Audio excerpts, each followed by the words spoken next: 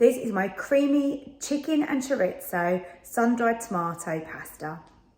It's delicious. Let's get prepping. So we're going to start with the chicken breast. I'm making this for 2 of us. I'm going to put my slow cooker bowl onto the scales just so that I can measure this out to make sure that I'm keeping within the calories. So I've got my chicken breasts here.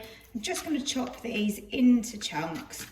We want them to be fairly large chunks, just purely because it's going to be slow cooked for quite a while. We don't want it to disintegrate.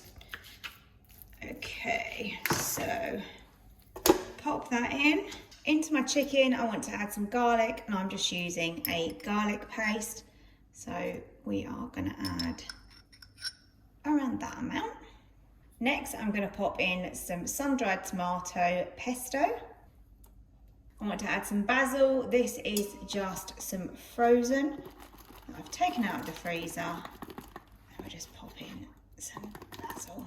Just saves it going off. I think this is always a good thing to have in your freezer, and I think this tastes better than just a regular dried one in your store cupboard. Next, I've got some chorizo. Again, I'm using a bag of frozen. I think this is always good to have, and this works well for me.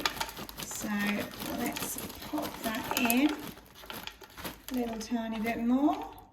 Trying to measure everything super accurately. The last thing to go into here is my chicken stock, which I've just made using a stock cube, and we just pour that in, and let's give that a little mix up, and then that can go in the slow cooker. We're going to put this on high. If you wanted to cook it for longer, then go ahead, put it on low for maybe 6 hours, but I'm going to pop this on high for probably about 3.5 hours should do the trick.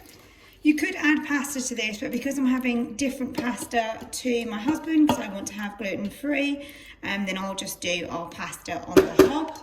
But into this later, we're going to add some dairy-free cream. You could use regular cream if you want to, and also some spinach.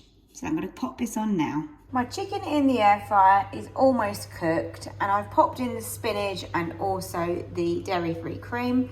And this is what this high protein pasta looks like. I hope it tastes good. I'm going to cook that, and I will show you when dinner is ready to eat. This is what my pasta sauce looks like, and now I just need to serve it up with the pasta.